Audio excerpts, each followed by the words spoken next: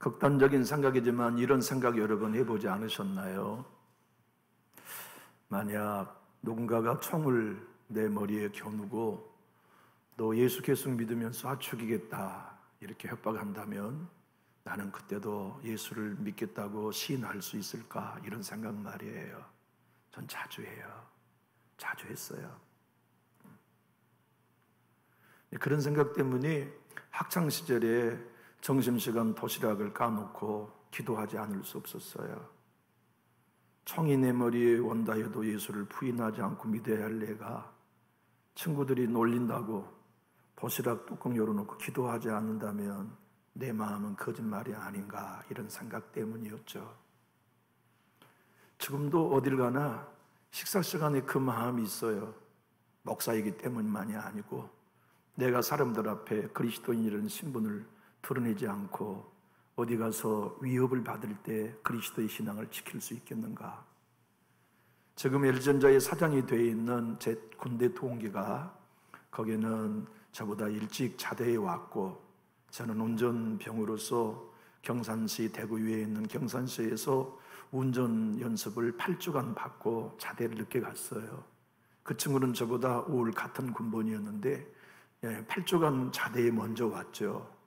근데 그걸 자대에 신병으로 가서 제가 알 길이 없잖아요. 10일 동안 대기를 받는데 이제 거참들이 준 밥 먹고 거참들이 데리고 다닌 도로만 움직일 수 있는 게 신병 기간 10일이거든요. 근데 팍팍 머리를 완전히 삭발한 거참이 와가지고 점심시간에 제 귀에다 대고 너 고향이 어디요? 라고 물어봤어요. 아이고 무섭습니다. 전라남도입니다. 너 전라도 깽깽이요? 네 그렇습니다. 너 술 먹어 담배 피워? 먹지 않고 피지 않습니다. 야 이 더러운 새끼 봐라. 너 예수쟁이요? 네 그렇습니다. 이 더러운 놈아 저리 찌그러져. 그 친구가 군대에서 전도를 받아 지금 LG전자 사장이 됐어요. 신실한 안수집사가 되어가지고 지금 오린 교회에 열심히 섬기는 좋은 신자가 됐죠. 제가 목회하는 동안 얼마나 많은 도움을 줬는지 몰라요.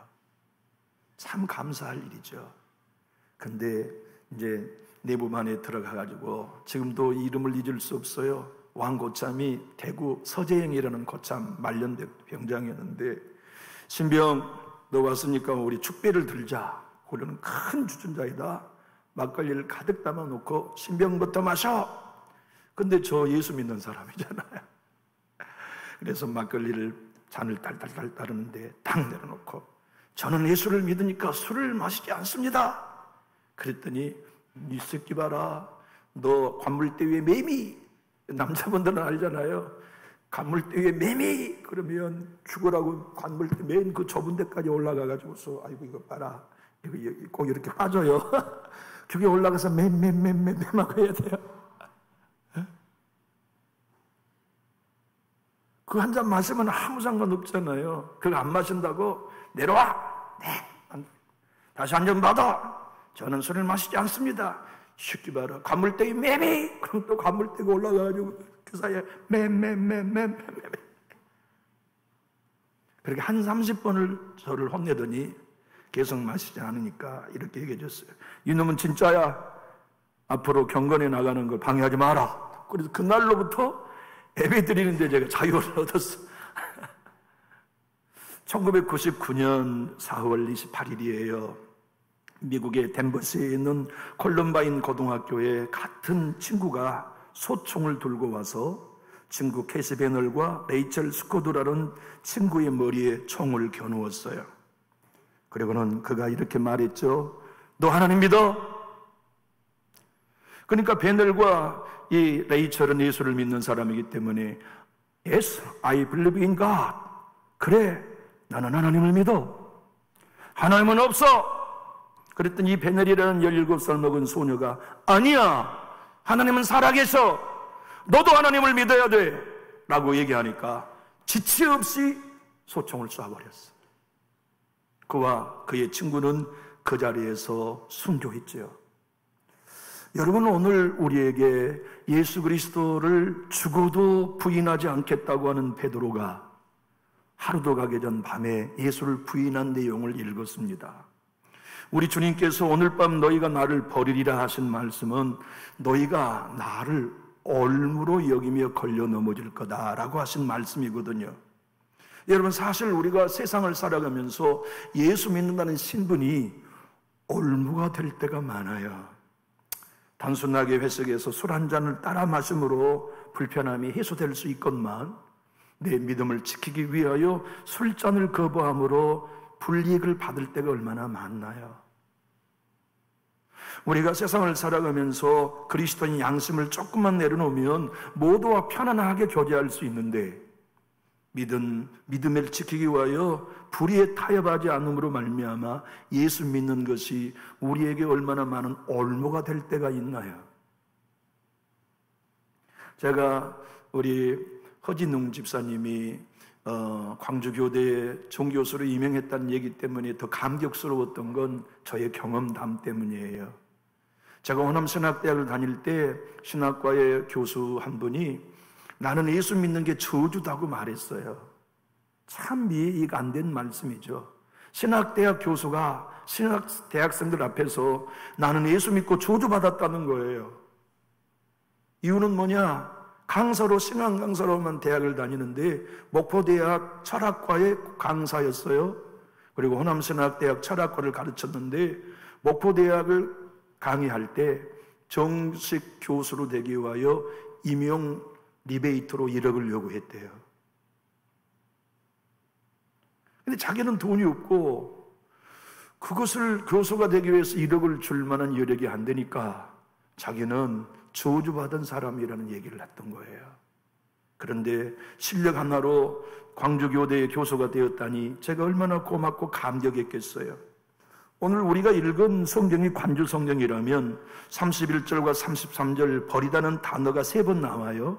그래서 관주 1, 관주 2, 관주 3이 붙었는데 31절에 관주 1, 33절에 관주 2가 3이 붙었어요. 그래서 그 관주를 설명하는 나나의 설명을 보니까 1은 또는 나를 인하여 실족하리라. 2는 헬라어 주를 인하여 실족할지라도. 3 헬라어 실족하지 않겠나이다. 실족이라는 단어, 이게 뭐냐면 버리다는 단어 올무란 뜻이에요. 왜 예수를 버렸나요? 예수 믿는 게 올무가 되니까. 왜 올무가 됩니까? 그 예수를 믿는다고 말하면 내가 죽을 거니까. 그래서 예수님을 3번 버리게 될 거라고 주님이 말씀하신 이유는 완전수거든요. 철저히 부인하게 될 거라는 완전수. 여러분과 제가 인생을 살고 세상을 살아가면서 끝까지 그리스도인이라는 신분을 지키기가 어디 쉽던가요? 내가 예수 믿는다는 사실만 한 번만 눈 감아도 직장이나 세상에서 편리하고 손해보지 않을 환경이 많지만 그 모든 불이익을 감내하면서도 주님을 의지한다고 하는 것은 분명 신나는 일이 아니에요. 올무에 걸리는 일이에요. 그래서 그들을 예수님을 버리고 실족할 거라는 말씀을 주님이 거듭 말씀하셨는데 우리 33절로 35절 한번 읽어볼까요? 시작.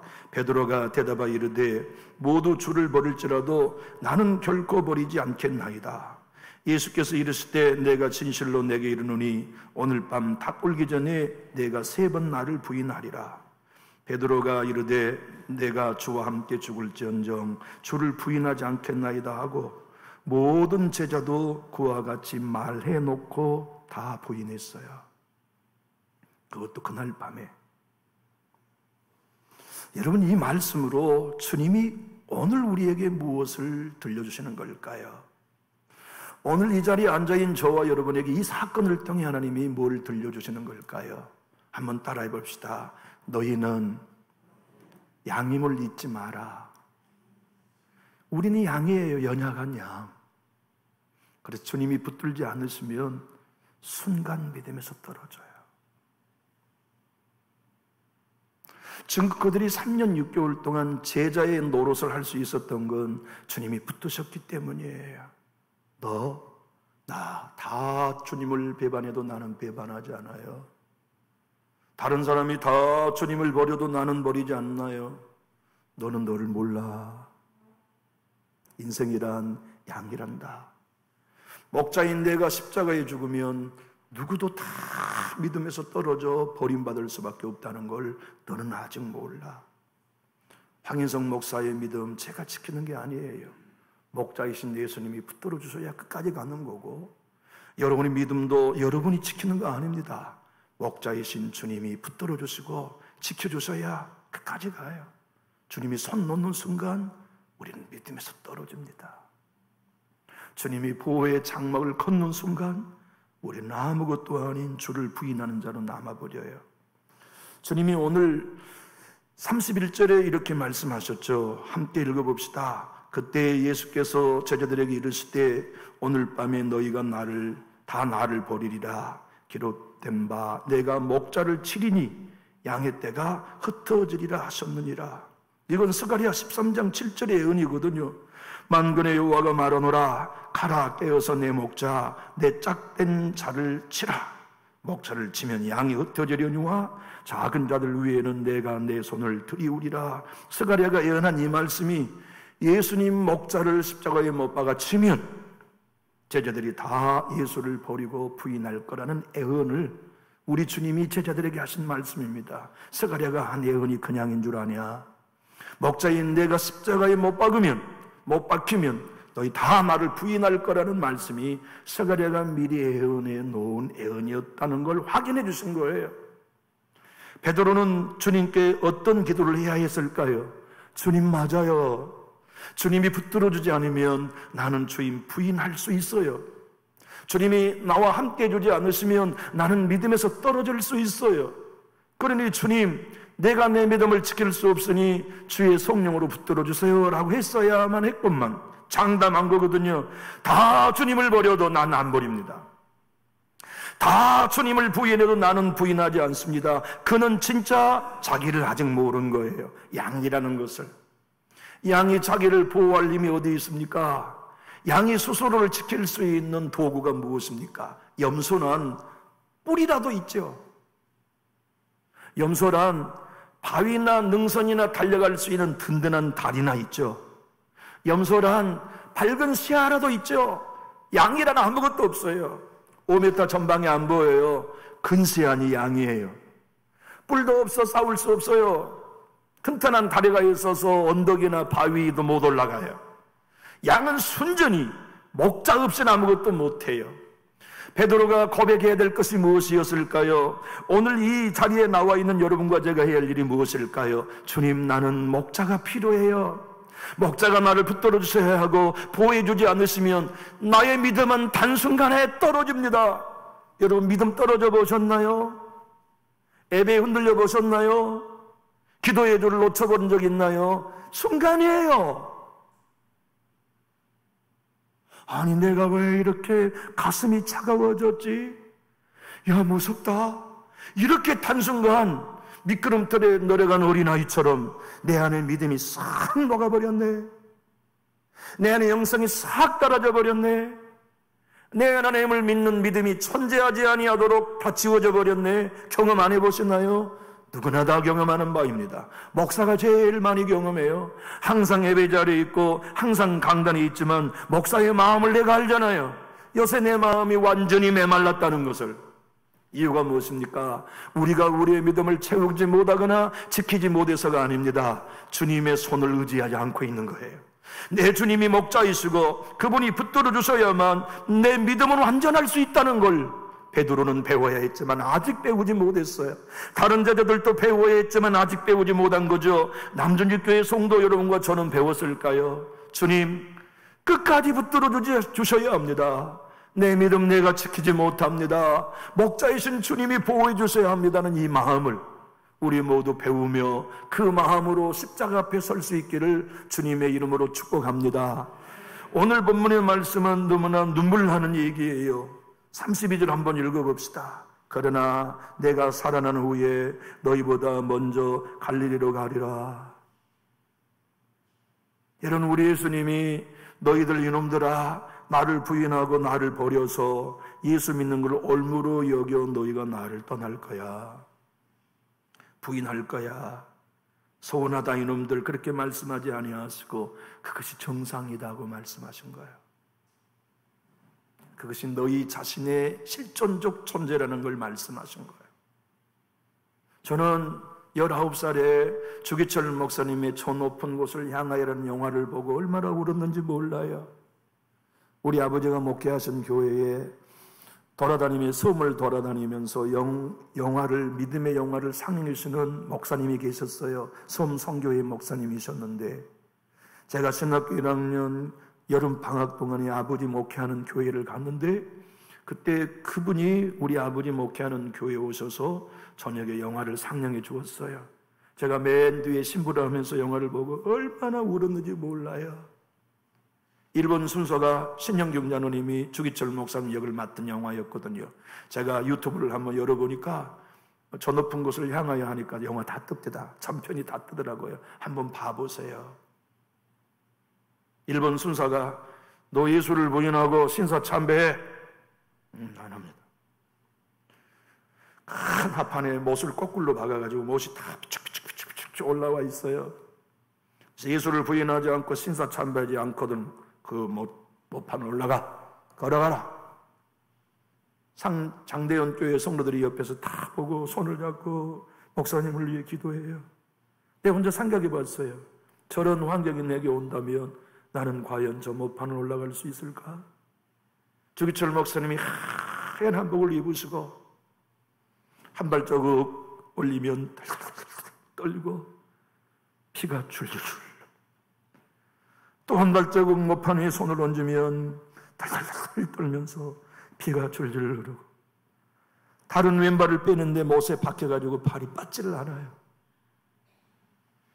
그렇게 끝까지 한 발자국 걸어가 마지막 못판을 다 지나서 쓰러질 때 목사님이 건너는 순간 성도들과 목사님이 저 높은 곳을 향하여 날마다 나아갑니다. 제가 의자에 앉아 신학기라는 때 얼마나 울었는지 몰라요. 주님, 내가 저런 환경을 만난다면 주님을 부인하지 않고 여전히 시인할 수 있을까요? 오늘 주님이 이렇게 말씀하신 32절을 보세요. 그러나 내가 사는 후에 너희보다 먼저 갈릴리로 가리라. 그것은 너희 넘어진 건 당연하다. 처음 만났던 그 자리에 내가 먼저 가 있겠다. 신앙이란 넘어져도 괜찮아. 다시 처음부터 시작하면 된다는 것을 주님이 부인할 제자들에게 말씀하셨어요. 여러분, 기도주를 잃어버렸나요? 다시 시작하면 됩니다. 예배를 잃어버렸나요? 주님을 처음 만났던 그 자리에 주님이 계십니다. 다시 시작하면 돼. 그래서 천교대의 목사님 중에 리처드 십스 목사님은 이렇게 얘기했거든요. 한번 따라해 봅시다. 하나님의 사람의 회복은 한 발짝이면 충분하다. 내가 다시 기도하려고 마음먹고 한 발자국만 옮기면 하나님은 바로 회복시켜 주신다는 거예요. 그래서 주님이 내가 먼저 갈릴리에 가 있겠다고 그들을 정죄하기는커녕 도리어 힘주시고, 그것이 정상이라는 걸, 위기를 만나고 어려움을 만나며 불이익을 만날 때 예수를 부인하고 싶어한 건 당연한 거라는 것을 일러주시며 정죄하지 않는 거거든요. 여러분, 신앙생활이 낙오될 때 가장 큰 방해는 누가 앉아야 아세요? 가장 일어나지 못하도록 우리를 끌어내리는 이가 누가 한 줄 아세요? 우리 자신이야 합니다. 내가 나를 용납 못해요. 내가 나를 인정하지 못해요. 그래가지고 내가 무슨 뻔뻔한 얼굴로 다시 신앙한다고 열심을 내겠냐고 우리 스스로 자기를 끌어내리는 경우가 많이 있죠. 주님은 34절에 이렇게 말씀하셨습니다. 예수께서 이르실 때 내가 진실로 내게 이르노니 오늘 밤 닭골기 전에 내가 3번 나를 부인하리라. 3번 완전수거든요. 철저히 남김없이 너는 나를 부인하리라고 하시는 유대적 표현이었죠. 여러분, 우리는 다 연약합니다. 예수님께 친히 배운 제자도 예수님을 부인할 수 있다면, 여기 이스라엘에서 이역만리 떨어져 있는 한반도 땅에서 우리 주님을 부인하는 일은 위기를 만날 때 누구나 다 할 수 있는 일입니다. 고난이 오거나 낙심이 오거나 상처가 되었을 때 믿음이 바닥으로 떨어질 수 있어요. 다만 내 주님이 거기 계시다는 걸 알고 처음 사랑의 그 자리로 돌아가 주님을 완전히 부인했을지라도 온전히 주님을 신뢰하면서 나는 양이네요를 인정하는 거예요. 주님, 나는 목자가 아니군요. 주님, 나는 목자이신 주님의 도움 없이는 설 수 없는 연약한 양이군요. 그것을 알도록 주님은 베드로와 다른 제자들이 예수님을 버리는 걸 허용하신 거예요. 주님, 가야바 법정에 끌려가 불의한 재판을 받을 때 차마 예수의 제자라는 걸 말할 수 없는 베드로가 가야바의 법정에 따라가 캄캄한 밤의 모닥불 곁에 앉아 있었어요. 그때 한 계집종이 베드로를 보고 알아봤어요. 당신은 예수의 도당이다.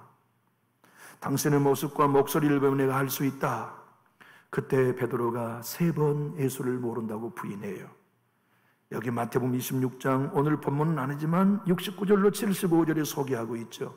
베드로가 바깥들에 앉았더니 한 여종이 나와 이르되 너도 갈릴리 사람 예수와 함께 있었도다 하거늘 베드로가 모든 사람 앞에서 부인하여 먼저 한번 합니다.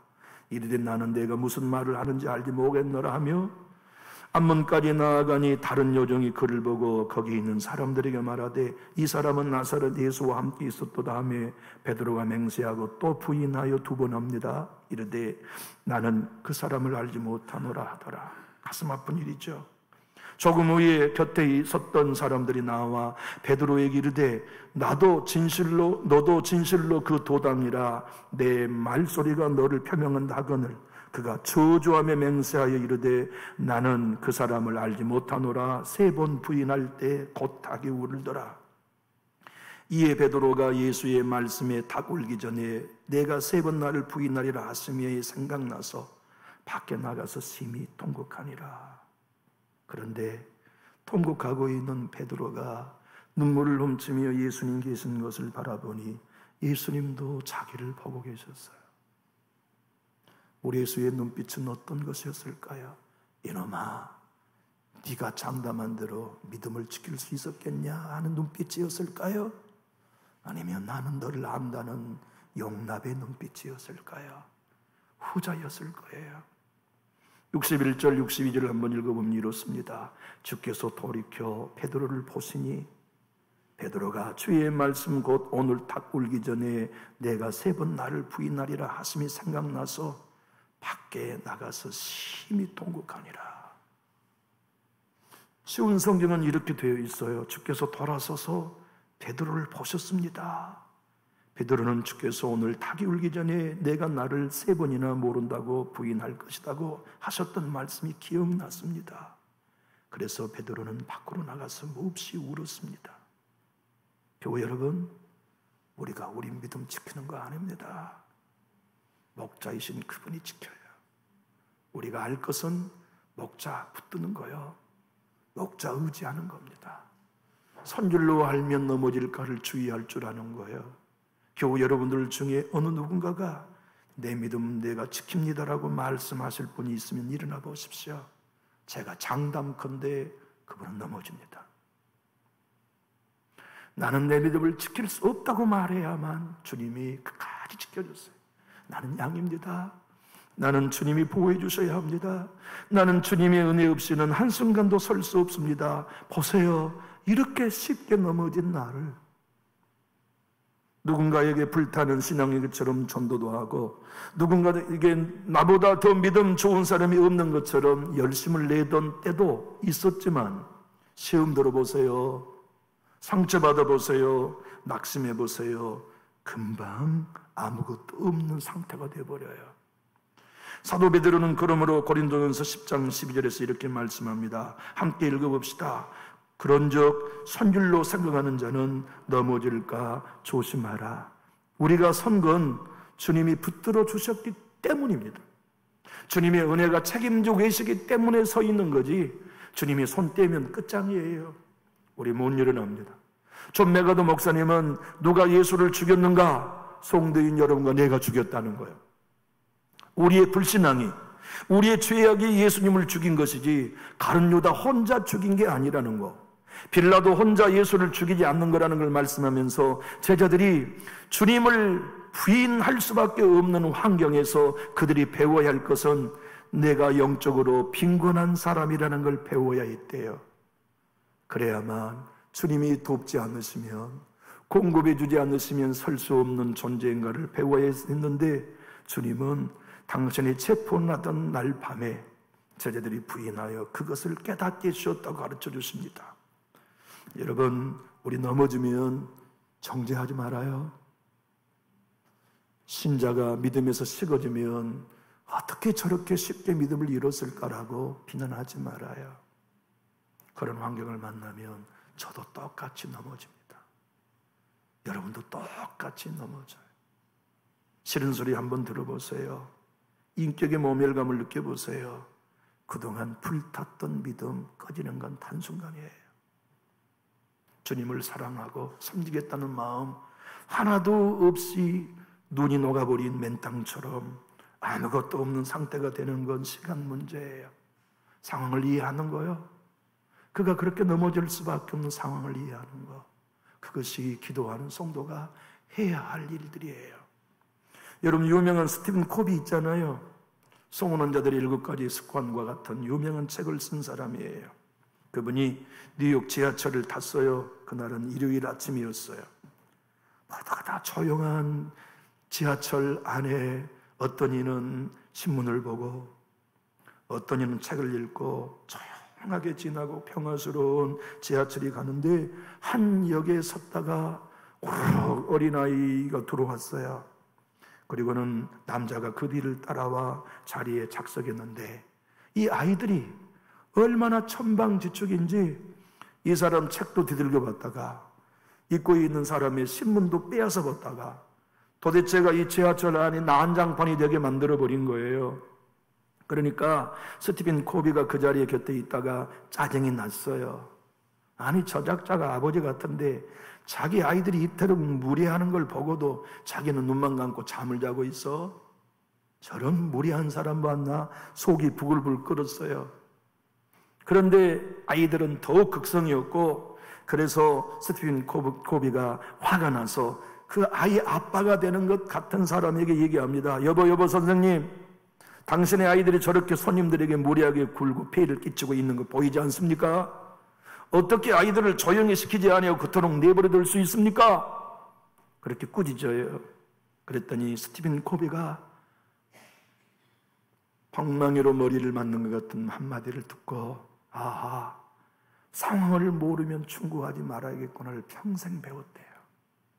지도자란, 또는 리더란, 혹은 함께 공동체를 살아가는 사람은 그의 상황을 이해하기 전에 판단하지 마라는 가르침을 주는 거예요. 그가 이렇게 말했습니다. 당신 말이 맞군요. 저도 지금 뭔가 해야 한다는 건 생각은 하고 있습니다. 그래서 뭔가를 하려고 하지만 힘이 없습니다. 지금 제가 병원에서 온 길입니다. 1시간 전에 저 아이들의 엄마가 죽었습니다. 저는 앞이 캄캄하여 무엇을 어떻게 해야 할지를 모르겠습니다. 제 아이들도 저렇게 하는 것은 무엇을 해야 할지 모르는 엄마 이런 슬픔 때문입니다. 그래서 함부로 사람을 평가하지 말아야겠다는 걸 스티븐 코비가 가슴의 패러다임을 바뀌는 사건으로 이야기하고 있어요. 누군가 믿음이 떨어졌나요? 그 상황을 보면 이해할 수 있어요. 누군가 기도의 자리에 멀어져 있나요? 그의 아픔을 들어보면 이해할 수 있어요. 우리 목사도 넘어질 수 있다는 거, 장로님들도 믿음에서 떨어질 수 있다는 거, 권사님들도 열심히 삶에서 멀어질 수 있다는 거 우리 이해해 줍시다. 그리고 저도 여러분도 주님, 나는 양떼에 지나지 않으니 목자여 도와주세요. 목자여, 당신 없이는 나는 살 수 없어요. 난 부족해요. 나는 은혜 없이 살 수 없어요. 주님의 손길이 나에게 필요해요. 이 마음 가지고 언제든 주님께 떨어질 수 있다는 걸 알고 주님을 꼭 붙들고 승리하는 제가 되고 여러분이 다 될 수 있기를 예수님 이름으로 부탁합니다. 기도하겠습니다.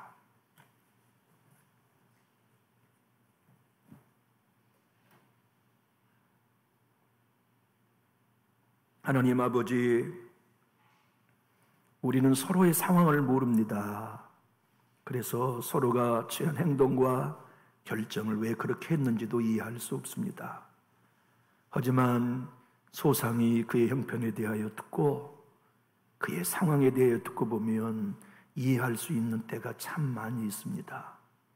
주님은 제자들이 예수님을 부인하고 떠나는 상황을 다 보셨고 그들을 지켜보시며 이해한다. 다시 시작하면 된다. 내가 부활하여 너희보다 먼저 갈릴리 가 있을 터니 거기서 만나. 내가 구워준 생선 먹고 다시 일어서면 된다고 위로하신 말씀을 오늘 우리가 들었습니다. 주님, 우리는 누구를 정죄하지 않습니다. 누구를 비난하지도 않습니다. 이 교회에서 가장 낙심을 많이 한 사람은 목사요. 이 교회에서 좌절을 가장 많이 한 사람은 목사입니다. 그러니 좌절하고 낙심한 성도를 정죄하지 아니하고 충고하며 모두 다 목자이신 예수께 나아갑니다. 선하신 주님께서 남전주 교회와 함께 하시고 여기 기도와 믿음 예배 자리에 멀어진 형제자매가 있거들랑 갈릴리로 돌아가 예수 만나게 하시고 첫사랑을 회복하여 일어서는 백성들이 되도록 은혜에 더하여 주시옵소서. 단 한 발자국만 움직이면 과거의 영성을 다시 회복시켜 주실 주님을 믿게 해주시고 단 한 발자국만 입을 열면 하나님이 예전에 뜨거운 영성을 다시 주실 것을 신뢰하면서 용기 있게 일어서는 우리 모두로 삼아 주시옵소서. 예수님 이름으로 축복하고 기도하옵나이다. 아멘.